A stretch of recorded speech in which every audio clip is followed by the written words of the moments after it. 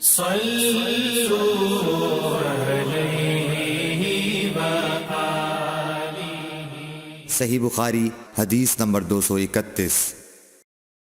حضرت عائشہ رضی اللہ تعالی عنہا نے فرمایا کہ میں رسول کریم صلی اللہ علیہ وسلم کے کپڑے سے منی کو دھو ڈالتی تھی، پھر آپ نماز کے لیے باہر نکلتے اور دھونے کا نشان یعنی پانی کے دھبے کپڑے میں ہوتے۔ صحیح بخاری حدیث نمبر 232۔ حضرت عائشہ رضی اللہ تعالی عنہا رسول کریم صلی اللہ علیہ وسلم کے کپڑے سے منی کو دھو ڈالتی تھیں۔ وہ فرماتی ہیں کہ پھر کبھی میں ایک دھبا یا کئی دھبے دیکھتی تھی۔ صحیح بخاری حدیث نمبر 233۔ کچھ لوگ اوقل یا اورینا قبیلوں کے مدینے میں آئے اور بیمار ہو گئے۔ رسول اللہ صلی اللہ علیہ وسلم نے انہیں لقاح میں جانے کا حکم دیا اور فرمایا کہ وہاں اونٹوں کا دودھ اور پیشاب پئیں۔ چنانچہ وہ لقاح چلے گئے اور جب اچھے ہو گئے تو رسول کریم صلی اللہ علیہ وسلم کے چرواہے کو قتل کر کے وہ جانوروں کو ہانک کر لے گئے۔ الصبح رسول کریم صلی اللہ علیہ وسلم کے پاس اس واقعے کی خبر آئی تو آپ نے ان کے پیچھے آدمی دوڑائے۔ دن چڑھے وہ حضور صلی اللہ علیہ وسلم کی خدمت میں پکڑ کر لائے گئے۔ آپ کے حکم کے مطابق ان کے ہاتھ پاؤں کاٹ دیے گئے اور آنکھوں میں گرم سلاخیں پھیر دی گئیں اور مدینے کی پتھریلی زمین میں ڈال دیے گئے۔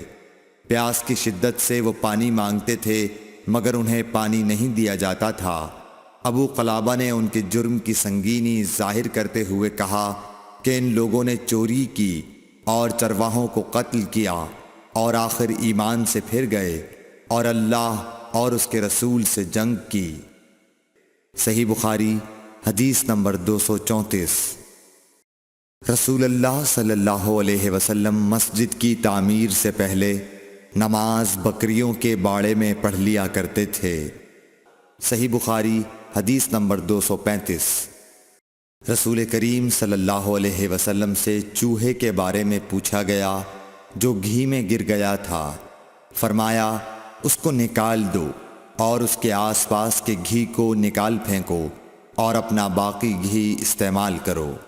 صحیح بخاری حدیث نمبر 236۔ رسول کریم صلی اللہ علیہ وسلم سے چوہے کے بارے میں دریافت کیا گیا جو گھی میں گر گیا تھا۔ آپ نے فرمایا کہ اس چوہے کو اور اس کے آس پاس کے گھی کو نکال کر پھینک دو۔ صحیح بخاری حدیث نمبر 237۔ رسول اللہ صلی اللہ علیہ وسلم نے فرمایا ہر زخم جو اللہ کی راہ میں مسلمان کو لگے وہ قیامت کے دن اسی حالت میں ہوگا جس طرح وہ لگا تھا۔ اس میں سے خون بہتا ہوگا جس کا رنگ تو خون سا ہوگا اور خوشبو مشک کی سی ہوگی۔ صحیح بخاری حدیث نمبر 238۔ رسول کریم صلی اللہ علیہ وسلم نے فرمایا کہ ہم لوگ دنیا میں پچھلے زمانے میں آئے ہیں مگر آخرت میں سب سے آگے ہیں۔ صحیح بخاری حدیث نمبر 239۔ رسول اللہ صلی اللہ علیہ وسلم نے فرمایا کہ تم میں سے کوئی ٹھہرے ہوئے پانی میں جو جاری نہ ہو پیشاب نہ کرے پھر اسی میں غسل کرنے لگے، یعنی یہ ادب اور نظافت کے خلاف ہے کہ اسی پانی میں پیشاب کرنا اور پھر اسی سے غسل کرنا۔ صحیح بخاری حدیث نمبر 240۔ ایک دفعہ رسول کریم صلی اللہ علیہ وسلم کعبہ شریف میں سجدے میں تھے۔ ایک دوسری سند سے رسول اللہ صلی اللہ علیہ وسلم کعبے کے نزدیک نماز پڑھ رہے تھے اور ابو جہل اور اس کے ساتھی بھی وہیں بیٹھے ہوئے تھے، تو ان میں سے ایک نے دوسرے سے کہا کہ تم میں سے کوئی شخص ہے جو قبیلے کی جو اونٹنی ذبح ہوئی ہے اس کی اوجڑی اٹھا لائے اور لا کر جب محمد صلی اللہ علیہ وسلم سجدے میں جائیں تو ان کی پیٹھ پر رکھ دے۔ یہ سن کر ان میں سے ایک سب سے زیادہ بدبخت آدمی اٹھا اور وہ اوجڑی لے کر آیا اور دیکھتا رہا۔ جب آپ نے سجدہ کیا تو اس نے اس اوجڑی کو آپ کے دونوں کندھوں کے درمیان رکھ دیا۔ عبداللہ بن مسعود کہتے ہیں میں یہ سب کچھ دیکھ رہا تھا مگر کچھ نہ کر سکتا تھا، کاش اس وقت مجھے روکنے کی طاقت ہوتی۔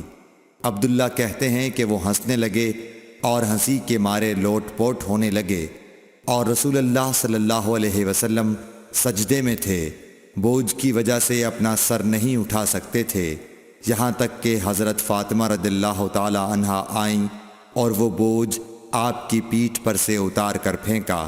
تب آپ نے سر اٹھایا، پھر 3 بار فرمایا یا اللہ تو قریش کو پکڑ لے۔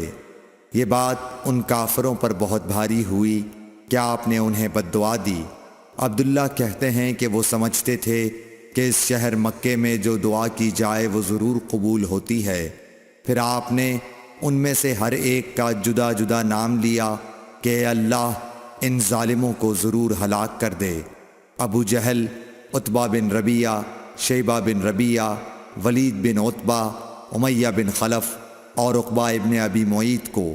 7ویں آدمی کا نام بھی لیا مگر مجھے یاد نہیں رہا۔ اس ذات کی قسم جس کے قبضے میں میری جان ہے کہ جن لوگوں کے بد دعا کرتے وقت آپ نے نام لیے تھے میں نے ان کی لاشوں کو بدر کے کنویں میں پڑا ہوا دیکھا۔ Thanks for watching. Don't forget to like, comment, share and subscribe to